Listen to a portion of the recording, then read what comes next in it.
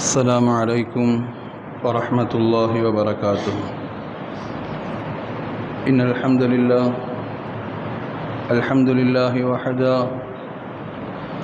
والصلاة والسلام على من لا نبي بعده وعلى آله وأصحابه الشرفاء.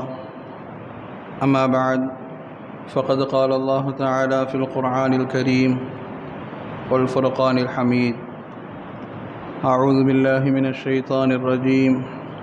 بسم الله الرحمن الرحيم. والتفت الساق بالساق إلى ربك يومئذ المساق. صدق الله مولانا العظيم. وقال نبينا وهو الصادق المصدوق والحبيب المحبوب صلى الله عليه وسلم: من تخطى رقاب الناس يوم الجمعة اتخذ جسرا إلى جهنم، أو كما قال عليه الصلاة والسلام.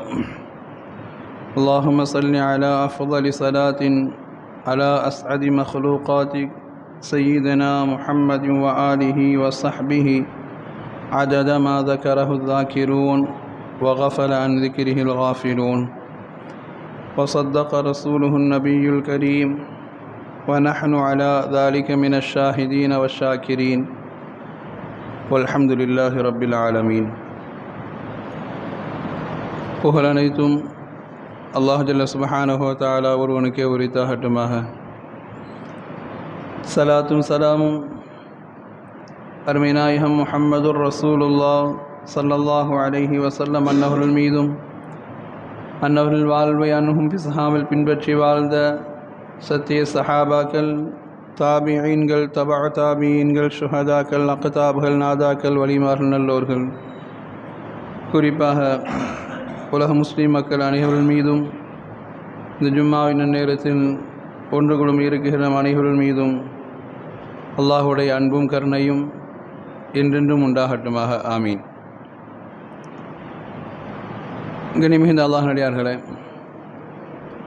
நாம் கடந்த வாரத்தில் பார்த்தது போன்று பாவங்கள் என்று பொதுவாக நாம் கேள்விப்படுகிற இடத்துல,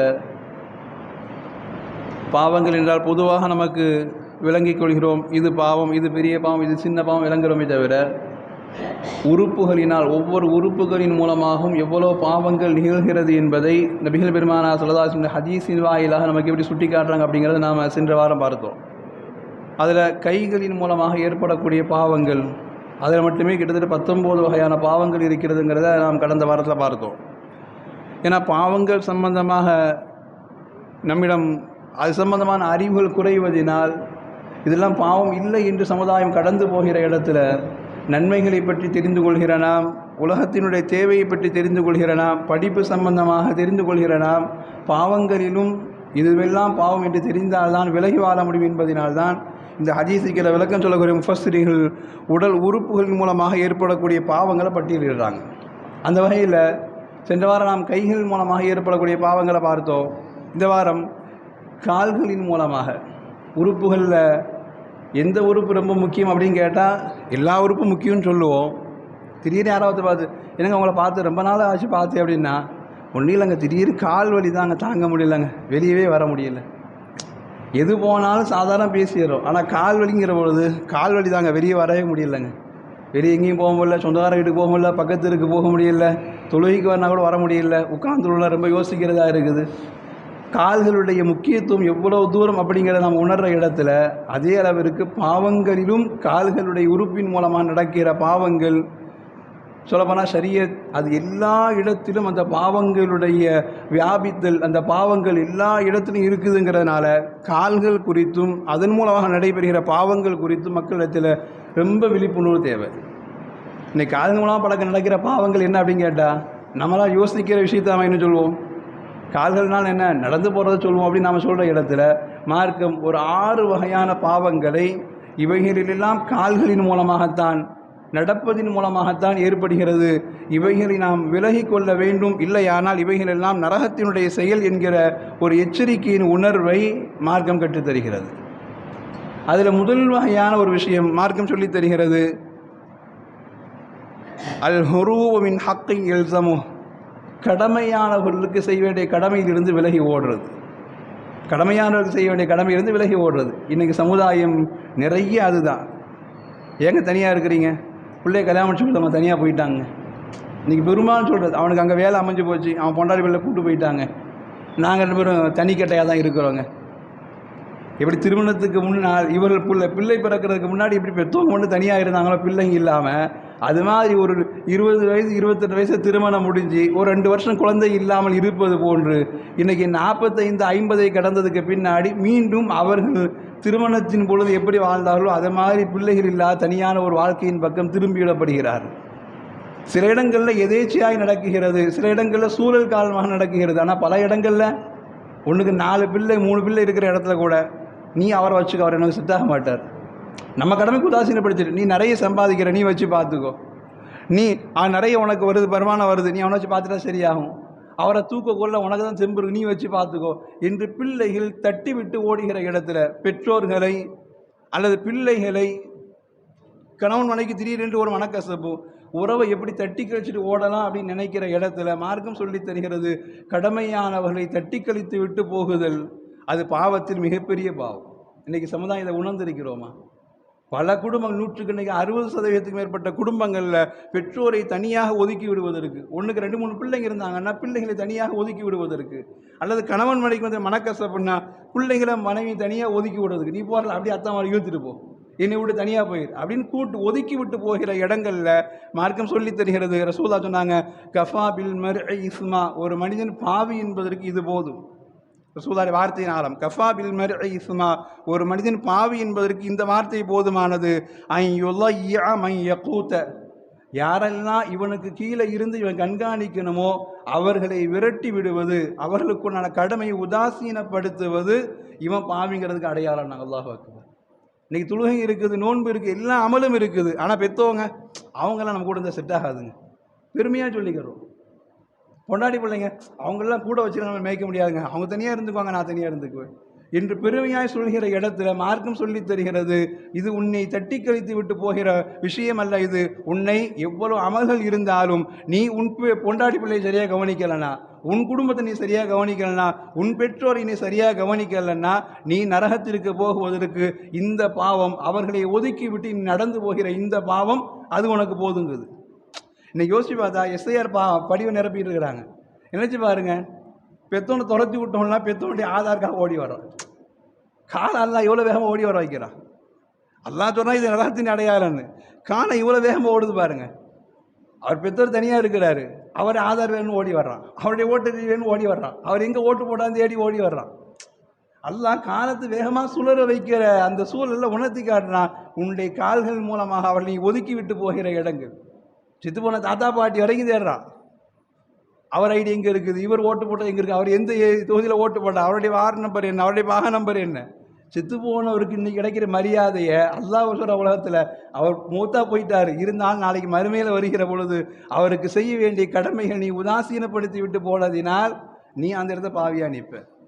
உன்னுடைய எல்லா அமல்களும் நல்லதாகவே இருந்தாலும் கூட நீ கவனிக்க வேண்டிய பெற்றோரை, நீ பாதுகாக்க வேண்டிய உன்னுடைய மனைவியை, நீ பாதுகாக்க வேண்டிய உன்னுடைய பிள்ளைகளை ஒதுக்கிவிட்டு அவருடைய கடமையை தட்டி கழித்து விட்டு நீ ஒதுங்கி நடந்ததினால் நீ பாவி என்பதற்கு இது சாட்சிக்கிறாங்க ரசூலுல்லாஹ். மார்க்கம் அப்போ கால்களினால் ஏற்படுகிற பாவங்களில் முதல் பாவமாய் இன்னைக்கு சமுதாயத்தில் பெரிதும் பீடிக்கப்பட்டிருக்கிற இந்த பாவத்தை மார்க்கம் சொல்லி தருகிறது. நீ எவ்வளவு நல்லவனாக இருந்தாலும் உன் பெத்தவனை ஒதுக்கி விட்டு வாழ்ந்தால், உன் மனைவி பிள்ளைகளை நீ ஒதுக்கி விட்டு வாழ்ந்தால், அவர்களுக்கு கொடுக்க வேண்டிய கடமைகள் நீ குறைவு செய்தால் நீ சரியான மனுஷன் கிடையாது. இது கால்களினால் ஏற்படக்கூடிய பெரும் பாவங்கள் ஒன்று, இது நரகத்தில் போய் சேர்த்து விடும் என்கிற எச்சரிக்கையினுடைய உணர்வை மார்க்கம் சொல்லி தருகிற முதல் அடிப்படையாய் 6 பெரும் பாவங்கள் கால்கள் மூலமாய். முதல் பாவம் உறவுகளை, கவனிக்க வேண்டியவர்களை ஒதுக்கி விட்டு நடத்தல் என்பதை மார்க்கம் முதல் பாவமாய் சொல்லி தருகிறது. 2வது பாவம் மார்க்கம் சொல்லி தருகிறது அத்தபக்துர் ஃபில் மஷி, நடையில் பெருமையை கொண்டு வருவது. நடையில் என்ன பெருமை? குர்ஆன் சொல்கிறது வலா தம்ஷி ஃபில் அர்தி மரஹா, நீ நடக்கிற பொழுது பெருமைக்குரிய நடையாக நடந்து காட்டாதே. நீ நாம் சொல்லுவோம் இல்லையா, சாதாரண ஒரு மனுஷன் நடக்கிறதுக்கும் கொஞ்சம் அதிகார தோரணை இருக்கிற நடக்கிறதுக்கு வித்தியாசம் நிறைய இருக்குமா இல்லையா? அவன் நடக்குகிற பொழுதே கூட 2 பிஏ, அவனும் கூட ஓரமாக தள்ளி தான் வரணும், தோல் ஒட்டிலாம் நடக்கக்கூடாது, உரசையெல்லாம் நடக்கக்கூடாது, இவனுடைய வேஷ்டி இவனுடைய ஃபேண்ட் அப்படி கலையாத மாதிரி இருக்கணும், பக்கத்தில் யாரும் தூசி படுற மாதிரி நடக்கக்கூடாது. இதுவெல்லாம் இவனுடைய நடையை சொல்லி தருகிற பெருமையின் அடையாளம். 10 பேர் தெருவில் ஒன்றா நடக்கிறோம், ஒரே வயசுக்காரன் நடக்கிறோம், இல்லை பெற்றவங்க அப்பா பிள்ளைங்க நடக்கிறாங்க, நண்பர்கள் நடக்கிறாங்க, யாராவது வித்தியாசம் பார்ப்போமா? ஆனால் கொஞ்சம் பதவி வருகிற பொழுது, கொஞ்சம் அவனிடம் பதவி சேர்ந்து பணமும் சேருகிற பொழுது அவனுடைய நடை வித்தியாசப்படுகிற இடத்துல மார்க்கம் சொல்லி தருகிறது, நடையிலேயே நீ நரகவாதி முடிவு செஞ்சிருவாங்கிறான். நடையிலேயே நீ நரகவாதி முடிவு செஞ்சிருவேன். உன் கூட உரசுவதற்கு கூட தகுதி இல்லை, என் நட தனிதான், என் உடை தனிதான், நான் நடக்கிற மாதிரி நீ நடக்கக்கூடாது அப்படிங்கிற மாதிரி ஒரு நடையில பெருமையில் நடக்குகிற அந்த நடை அது அல்லாஹ்விற்கு பிடிப்பதில்லை என்பதனால் மார்க்கம் சொல்லி தருகிறது, நடையின் மூலமாக கூட நரகவாதியாக மாற முடியும். அதனால் நடைகளை சரி செய்து கொள்ளுங்கள் என்று பெரும் பாவத்தின் அடையாளமாய் மார்க்கம் சுட்டிக்காட்டுகிற இடங்களில் இதை 2வது பாவமாக சொல்லி தருது. ஏன்னா இன்னைக்கு பெருமை நிறைய நாம் பேசி பார்த்திருக்கிறோம், ஒவ்வொரு இடங்களும் அனுபவிச்சுட்டு இருக்கிறோமா இல்லையா? 4 பேர் போகிற இடத்துல அவன் தான் நம்ம கூட சேர்ந்து நடக்கக்கூடாதுங்க அப்படின்னு சொல்லக்கூடிய அளவிற்கெல்லாம் உண்டான இடங்களில் இருக்கிறதுல மார்க்கம் சொல்லி தருகிறது, நடையின் மூலமாக கூட அந்த பெருமை வருவதை அல்லாஹ் விரும்புவது கிடையாது. இது காலின் மூலமாக, காலினுடைய நடையின் மூலமாக ஏற்படக்கூடிய பெரும் பாவங்கள் ஒன்று. இது நரகவாதியினுடைய அடையாளம் என்று மார்க்கம் சொல்லி தருகிறது.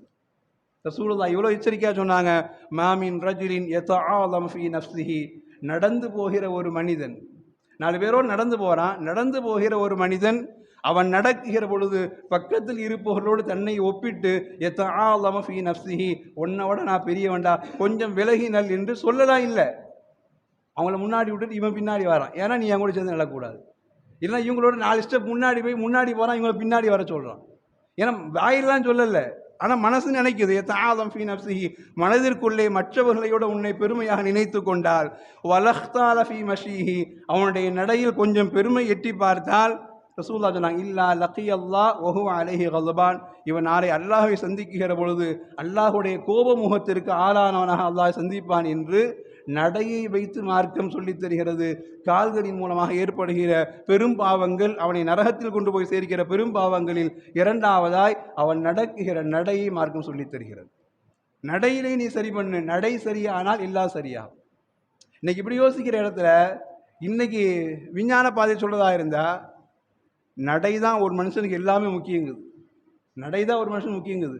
நீ எப்போ நடக்கிறத குறைச்சிட்டு அல்லது நடக்க முடியாத சூழலுக்கு ஆளாகிட்டியோ, இன்னைக்கு மருத்துவர் சொல்கிறாங்க, நீ உடனடியாகவே நீ உன்னுடைய மரணத்தை பற்றி சிந்தனைக்கு வந்துருங்குது விஞ்ஞானம். இன்னைக்கு நடைதான், நடை குறைகிற பொழுது அல்லது நடக்க முடியாமல் நாம் ஒரு இடத்துல அமருகிற பொழுது நம்முடைய ஆயுளுடைய குறைவு அங்கே ஏற்பட்டு கொண்டே இருக்கிறது என்று விஞ்ஞானம் சொல்கிற இடத்துல அல்லாஹ் அழகா சொல்றான், நடையிலேயே நீ உன்னை சரி பண்ணிரு, நடையிலேயே உன்னை சரி பண்ணி. விஞ்ஞானம் சொல்வது உடல் ரீதியாக உண்டான ஆரோக்கியம் சம்பந்தமாய், அல்லாஹ் சொல்றான் ஈமான் சம்பந்தமான அழகுல நடையில நீ சரி பண்ணு, அடுத்தடுத்து எல்லாம் சரியா வந்துடும். நடையில் பெருமை இருந்தால் உன்னுடைய இமாதத்தில் பெருமை வரும், உன்னுடைய பேச்சில் பெருமை வரும், உன்னுடைய கொடுக்கல் வாங்கல் பெருமை வரும், உன்னுடைய பழகுதலில் பெருமை வரும். நீ அடுத்தவர்களோடு பார்ப்பதில் எல்லாத்தையும் ஈகோ பார்க்க ஆரம்பிப்ப. அந்த பெருமையை நடையிலேயே விட்டுட்டன்னா எல்லாம் சரியாயிடும். நடையை சரி பண்ணிட்டன்னா, நடையில் பெருமை இல்லாமல் நானும் அல்லாஹுடைய மனிதன் தான் என்று நினைக்க ஆரம்பிச்சிட்டன்னா உலக வாழ்க்கை உனக்கு சரியாகிடும், மறுமையிலும் நீ சுவனவாதியாக மாற முடியும் என்கிற எச்சரிக்கையில் 2வது பாவமாய் மார்க்கம் நடையை சொல்லி தருகிறது. 3வது அடையாளம் மார்க்கம் சொல்லி தருகிறது, கால்கள் மூலமாக நடக்கக்கூடிய பாவங்களின் அடிப்படையில். இதுவெல்லாம் இன்னைக்கு நிறைய இடங்களில் சர்வசாதாரணம் ஆகிப்போச்சு, அல்லாஹ் பாதுகாக்க வேண்டும். குர்ஆனுக்கு முன்பாக உயரமாக உட்கார்றது அல்லது குர்ஆனுக்கு முன்பாக கால் நீட்டி அமர்றது. இன்றைக்கெல்லாம் எல்லாத்தையும் மரியாதை குறைத்து குர்ஆனுடைய மரியாதை இந்த சமூகத்திலிருந்து போயிருக்கிறது. குர்ஆனுடைய மரியாதை சமூகத்தில் எடுத்துருக்கிறோம். இன்றைக்கி நம்ம பக்கத்திலே குர்ஆன் ஓதிக்கிட்டு இருப்பார், புள்ள ஓதிக்கிட்டு இருக்கும், பேத்தி ஓதிக்கிட்டு இருப்பா, நம்ம போய் மேலே போய் உட்காருவோம். முடியாதவர்கள் தான் என்றாலும் கூட கண்ணியம் கருதி குர்ஆன் ஓதப்படுகிற இடத்திலிருந்து கொஞ்சம் தள்ளி போய் உட்காரணும்னு மார்க்கம் சொல்லித் தருது. குர்ஆனை விட உயர்வான இடத்தில் அமருவது. குர்ஆன் பக்கத்தில் ஓதிக்கிட்டே இருப்பாங்க, ஆனால் அவர் மனசில் என்ன, இவங்களே நான் குர்ஆன் தானே ஓதுறாங்க, நம்ம அவங்களோட பெரிய படித்தார் அப்படிங்கிற மாதிரி மேலே போய் உட்கார்ற இடத்துல மார்க்கம் சொல்லி தருகிறது, குர்ஆனை நோக்கி கால் நீட்டுவதோ அல்லது குர்ஆனை விட உயர்ந்த இடத்துல, குர்ஆன் கீழே இருக்க அதை விட உயர்வான இடத்தில் அமர்வது என்பது அது மார்க்கத்தில் தடை செய்யப்பட்ட ஒன்று. குர்ஆனுடைய கண்ணியத்தை நாம் இழிவுபடுத்துகிற இடத்துக்கு வந்துடுறோங்கிறதுனால மார்க்கம் சொல்லி தருகிறது. மார்க்கம் சொல்லி தருகிறது. கால் நீட்டுகிற பொழுது கூட குர்ஆன் இருக்கிறது. பொதுவாக நமக்கு ஒழுக்கம் சொல்லி தருவாங்க இல்லையா, கிபிலா பார்க்க கால் நீட்டாதீங்க அப்படின்னு சொல்லி தருவாங்க. மேக்கபா கால் நீட்டாதீங்க, அது கிபிலா காபாவை நோக்குவது என்று நமக்கு ஒழுக்க வரையில் சொல்லித்தரப்பட்டாலும் கடமை என்கிற அடிப்படையில் குர்ஆனுக்கு முன்பாக கால் நீட்டுது. இன்னைக்கு குர்ஆனை எப்படி இல்லாமோ தொடலாம் அப்படிங்கிற சட்டம்லாம் வந்த இடத்துல இன்னைக்கு கூட நிறைய குழப்பங்கள்ல மரியாதை குறைந்து போகிறது. குர்ஆனுக்கு உண்டான மரியாதை குறைந்து போகிற இடத்தில் மார்க்கம் சொல்லித் தருகிறது, இதுவும் ஒரு பெரும் பாவம். குர்ஆனுடைய கண்ணியத்தை போக்குகிற விதத்தில் குர்ஆன் கீழ் இருக்க நாம் மேலே அமருவதோ அல்லது குர்ஆன் ஓதிக்கொண்டிருக்க குர்ஆனுக்கு நேராக நாம் கால் நீட்டி அமர்தல் என்பதோ அது மிகப்பெரிய பாவத்திற்கு உண்டான அடையாளமாய் மார்க்கம் சொல்லித் தருகிற பாவங்கள் உண்டானது. இது மூன்றாவது விஷயம். நாலாவது விஷயம் மார்க்கம் கற்றுத்தருகிறது, அல் மஷ்யு இலா மஅசியா, பாவத்தின் பக்கம் நடப்பது. பாவத்தின் பக்கம் நடக்கிறது. இன்னைக்கு பாவத்தின் பக்கம் நடக்கிறது எல்லா வகையிலும் உண்டு. சினிமா தேட்டருக்கு போகிறதுலேருந்து போய் நிற்கக்கூடிய லைனில் போய் நிற்கக்கூடிய மதுபான கடைகள் ஆரம்பித்து எல்லா வகையிலையும் பாவங்கள் தான் நடக்குதல் என்று வருகிற பொழுது நாம் இங்கே யோசிக்கணும். அல்லாஹ்வுடைய நியாமத்தில் கால்கள் சரியாக இருக்குகிற வரை நமக்கு அதை பற்றி உண்டான நியாமத்து தெரிய மாட்டேங்குது. கால் கொஞ்சம் வலிக்கிற பொழுது அல்லது கால் கொஞ்சம் பிடிக்குகிற பொழுது நமக்கு அதை பற்றி உண்டான பயம் கொஞ்சம் ஏற்படுது.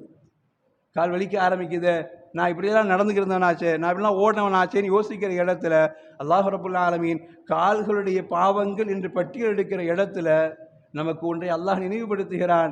நாம் ஆரோக்கியமாக இருக்கிற பொழுதே அல்லாஹிடம் மறக்காமல் கேட்க வேண்டியது, இறைவா காலம் முழுக்க எனக்கு நின்று வணங்குகிற தௌஃபீக்கை தாயா அல்லாஹ் என்று கேட்க வேண்டும். காலம் முழுக்க நின்று வணங்குற தௌஃபீக்கை தாயா அல்லாஹ், என் சுய வேலைகளை கூட நானாகவே நடந்து நிறைவேற்றுவதற்கு தௌஃபீக்கை தாயா அல்லாஹ் அப்படின்னு கேட்டு பழகணும். கால் போனதுக்கு பிறகு, கால் வலி ஏற்பட்டதுக்கு பிறகு அல்லது ஒரு இடத்துல முடங்கினதுக்கு பிறகு நாம் யோசிக்கிற யோசனைக்கு பின்னால் மார்க்கம் சொல்லித் தருகிறது, அல் மஷ்யு இலா மஅசியா. நிறைய பாவங்களுக்கு பின்னால் திடீரென்று அல்லாஹ் பிடிக்குகிறான் கால் நடக்க முடியாமல் போகிற இடத்துல. அதுவும் குறிப்பாக கெண்டைக்கால், முட்டுக்கு பின்னாடி உள்ள பகுதி. குர்ஆன்ல அல்லாஹ் 2 விஷயத்தில் அல்லாஹ் கெண்டைக்கால் பற்றி பேசுவார். ரொம்ப ஆச்சரியமாக இருக்கும். மரணத்தை பற்றி பேசுகிற இடத்துல அல்லாஹ் எங்கிருந்து ஆரம்பிக்கிறது என்று பேசுகிற பொழுது குர்ஆன் கியாமா சூராவில் ரொம்ப அற்புதமாக பேசும். ஒருத்தருக்கு மரணம் வருகிறது, அந்த சூழலை சுற்றி அல்லாஹ் பேசுகிற இடத்துல அல்லாஹ் இவ்வளோ அழகாக பேசுவான். மரணம் ஒருத்தருக்கு நெருங்குது, சக்கராத்து நிலைமையில் இருக்கிறார். குடும்பத்தாரெலாம் நினைக்கிறாங்க, இவரை யாராவது வந்து காப்பாற்றிட மாட்டாங்களா, எந்த மருந்தாவது புரோஜனம் கொடுத்துடாதா, யாராவது காப்பாற்றிட மாட்டாங்களா அப்படின்னு நினச்சிக்கிட்டு குடும்பத்தாரெலாம் எதிர்பார்க்குறாங்க. பொதுவாக அப்படி தானே, எவ்வளோ வயசு ஆனாலும் மூத்துடைய ஞாபகங்கிற போது எப்படியாவது பொழைச்சிட மாட்டாரா இவர் அப்படின்னு ஆசைப்படுறது. குர்ஆன் சொல்லுகிறது, வக்கீல மன் ராக், யாராவது ஓதி பார்த்தா காப்பாற்ற மாட்டாங்களா. அன்றைய காலத்துடைய சூழலுக்கு அல்லாஹ் அப்படியே சொல்லலாம், வக்கீல மன் ராக், யாராவது ஓதி பார்த்து யாராவது மருத்துவம் வந்து காப்பாற்றிட மாட்டாங்களா அப்படின்னு நினைக்குகிற பொழுது குர்ஆன் பேசுகிறது, ஒல் தஃபதி சாக்கு பிஸ்ஸாக், அவனுடைய 2 கெண்டைக்காலும் ஒன்றோடு ஒன்றாக பிணைந்து கொள்ளும் என்று குர்ஆன் சொல்லுகிறது. அந்த வலி தாங்க முடியாத சக்கராத்தினுடைய முதல் பிடியை பேசுகிறது குர்ஆன். காலில் இருந்து தான் பிடிப்பேன் என்று அல்லாஹ் பேசுகிறான். அப்போ காலுடைய தொடர்பு அல்லாஹ் சொல்றான். காலின் மூலமாக நடக்குகிற பொழுது நடைக்கு நாம் கேள்வி கேட்கப்படுவோம். நன்மைக்காக நடந்தோமா, பாவத்திற்காக நடந்தோமா?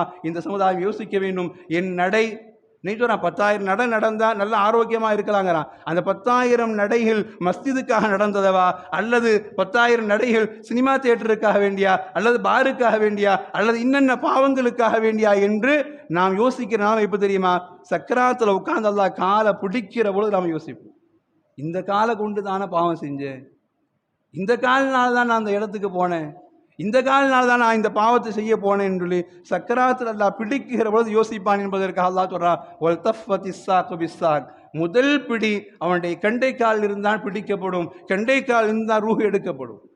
ஒன்றுமில்லை, அந்த விஷயத்தை நாம் உணரணும்னா இன்னைக்கு விஞ்ஞானம் சொல்கிறது, ஒருத்தனுக்கு எல்லாத்துக்கும் உலகத்தில் ஒரு இதயம் தான், ஆனால் 2வது இதயம் ஒன்று சொல்ல முடியணும்னா கெண்டைக்கால் பகுதியை சொல்லுங்கிறது இன்னைக்கு விஞ்ஞானம்.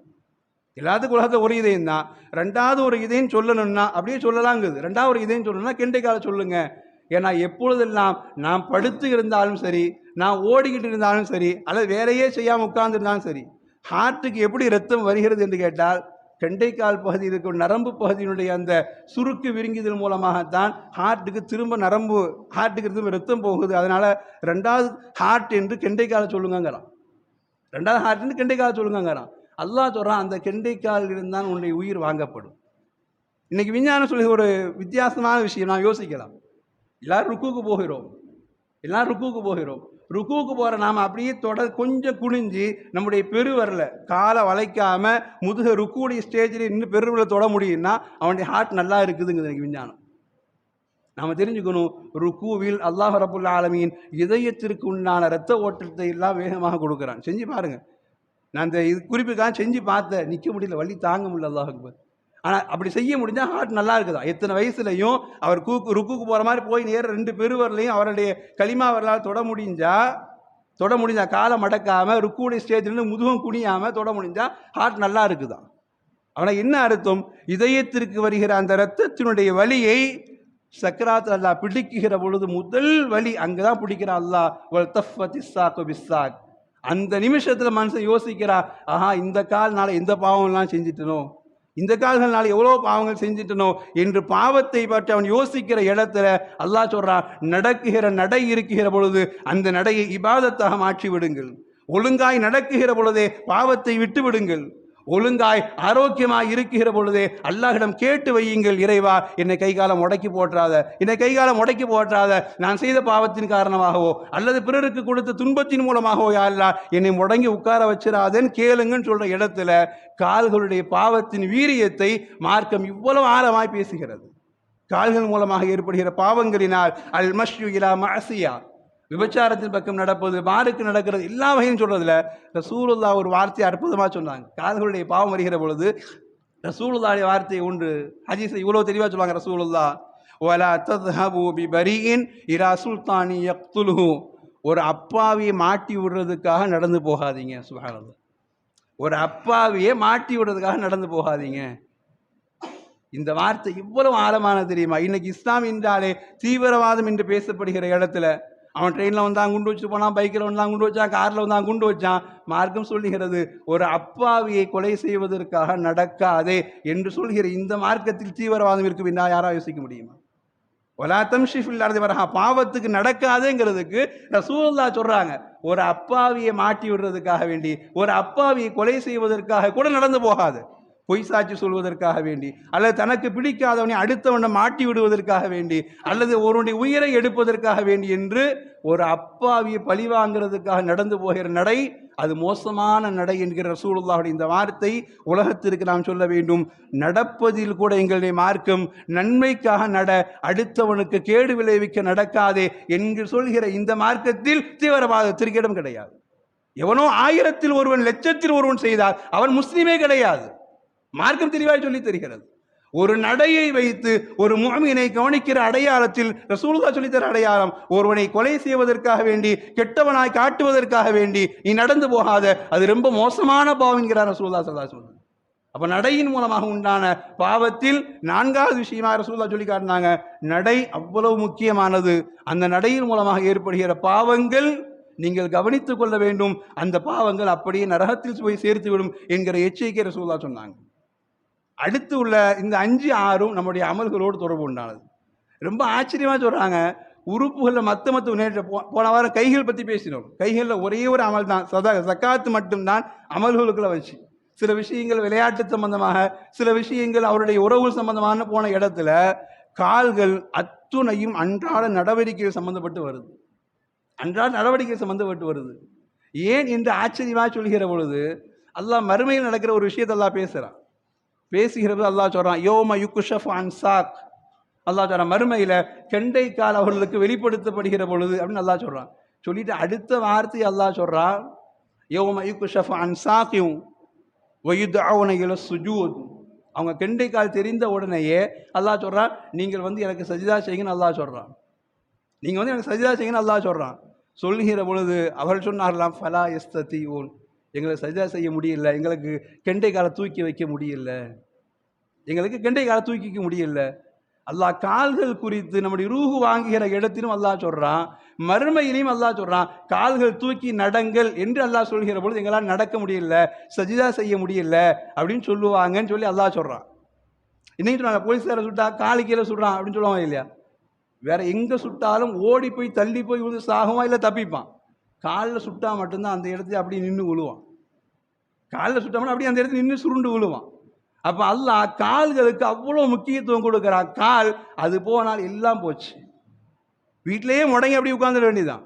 எல்லாம் போச்சு அப்படிங்கிற இடத்துல அது போகுவதற்கு முன்னால் அந்த கால்கள் எவ்வளவு தூரம் நன்மைக்காக அது உபயோகப்பட்டிருக்கிறது என்று நீங்கள் யோசித்து பாருங்க. அல்லாஹ் ரப்பல் ஆலமீன் எவ்வளவு தூரம் அந்த கால்களை கொண்டு நீங்கள் நன்மை செய்திருக்குன்னு யோசிச்சு பாருங்க. அடுத்து வருகிற 2 விஷயங்கள் நம்முடைய இபாதத்தோடு கால்கள் தொடர்பு வருகிறது. நபிகள் பெருமானார் ஸல்லல்லாஹு அலைஹி சொல்லுவாங்க, லவ் யஅலமுல் மாரு பைன யதையில் முஸல்லா. இன்னைக்கு இது நம்ம தெரியாமலேயே பல பேர் செய்கிறோம். தொழுகையாளிக்கு முன்னால் கடந்து செல்வது, தொழுகையாளிக்கு முன்னாடி கடந்து போகிறது. இன்னைக்கு தெரியாமலேயே பல பேர் கடந்து போகிறோம்.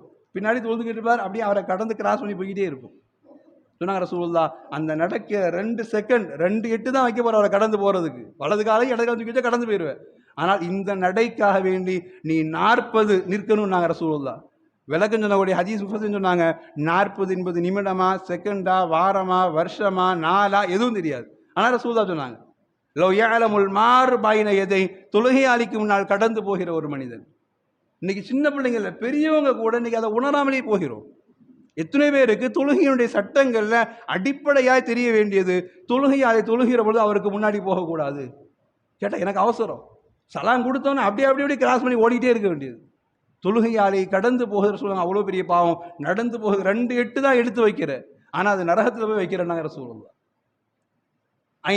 ரசூலுல்லாஹி வார்த்தை ரசூலுல்லாஹ் அர்பஈன ஹரீஃபா, அவன் 40 நிற்பது ஹைருன் லஹு மின் ஐ யமுர்ர பைன யதைஹி. அவன் அங்கே போய் 40, அது வருஷமோ மாசமோ நாட்களோ நிமிடங்களோ அது தெரியாது. அங்கே போய் நிற்கிறத விட இங்கே ஒரு 2 நிமிஷம் 1 நிமிஷம் அவன் தொழுகிற வரைக்கும் வெயிட் பண்ணி நில்லுங்கிறாங்க ரசூலுல்லாஹ். சட்டம் தெரியாமல் தொழுகையாலே கடந்து போயிடாத. உன்னுடைய கால்களின் மூலமாக இபாதத்தின் வருகிற பாவங்களில் இது நரகத்தின் அடையாளமாக ரசூலுல்லாஹ் சொன்னாங்க. இது நரகத்தின் பெரிய அடையாளம். இன்னைக்கு நாம் உணர்றதே இல்லை. சலாம் கொடுத்தோடனே ஓடுறோம். தொழுகைக்கு வருகிற பொழுது தொழுகை நிற்கிறாரா இல்லை பார்க்காமலே ஓடி வர்றோம். நாம் விளங்காமல் செய்கிறோமா அறியாமல் செய்கிறோமா என்பதல்ல, நாம் அறிந்து கொள்ள வேண்டும். தொழுகையாளி நிற்கிற பொழுது முடிந்த அளவுக்கு தொழுகையாளிகளும் பின்னால் வந்து தொழுபவர்கள் முடிந்த அளவுக்கு ஓரமா அல்லது முன்னாடி வந்து தொழுகணும். அதுவும் தப்பு நடக்குது. தொழுகையாளி வந்தோன்னு நேரம் வாசல் நேரம் கடைசியில் தக்பீர் கட்டிடுவார். உள்ளவரை எந்த பக்கம் போகுவாங்க? அவரை நரகவாதியாக மாற்றுகிற பாவத்தை நாம் செய்கிறோங்கிற இடத்துலையும் ரசூலுல்லாஹ் எச்சரிக்கையாக சொல்லி காட்டுறாங்க, அப்படி கடந்து வந்துடாதீங்க, அது நேரடியாய் நரகவாதியுடைய அடையாளம் நாங்கள் ரசூலுல்லாஹ். 6வது பாவமாய் நபிகள் பெருமானார் ஸல்லல்லாஹு அலைஹி சொல்லி காட்டினாங்க. இதுவும் தொழுகையில் நடைபெறக்கூடியது. குறிப்பாக இன்னைக்கு ஜும்மால் நடைபெறக்கூடிய விஷயங்கள்.